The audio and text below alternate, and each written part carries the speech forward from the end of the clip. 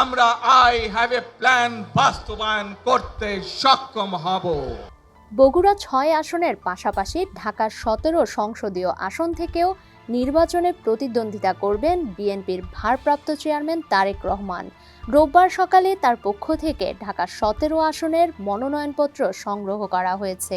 বিএনপির মিডিয়া সেলের সদস্য সাইরুল কবির খান বিষয়টি সংবাদ মাধ্যমকে নিশ্চিত করেছেন। তিনি জানান, রোববার সকাল ১১টা ১০ তারেক রহমানের পক্ষে মনোনয়নপত্র গ্রহণ করেন বিএনপির চেয়ারপারসনের একান্ত সচিব এবিএম আব্দুস সাত্তার। রাজধানীর সেগুনবাগিচায় অবস্থিত ঢাকা বিভাগীয় কমিশনারের কার্যালয়ে যান তিনি। সেখানে ঢাকা বিভাগীয় কমিশনার শরফ উদ্দিন আহমেদ চৌধুরীর কার্যালয় থেকে মনোনয়নপত্রটি সংগ্রহ করা হয়।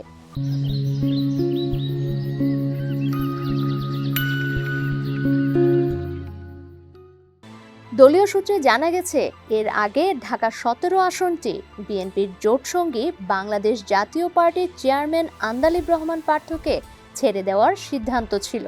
তবে এই গুরুত্বপূর্ণ আসন থেকে তারেক রহমান নির্বাচনে অংশ নেওয়ার সিদ্ধান্ত নেওয়ায় রাজনৈতিক সমীকরণে পরিবর্তন এসেছে।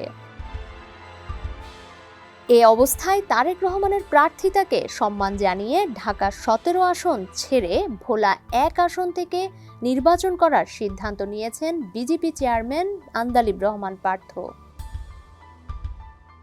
তারেক রহমানের নিজ এলাকা বগুড়া ৬ সংসদীয় আসন থেকে নির্বাচন করার বিষয়টি আগেই চূড়ান্ত ছিল। দলের পক্ষ থেকে তাকে ওই আসনে মনোনয়ন দেওয়া হয়েছে। ডেস্ক রিপোর্ট, সমকাল।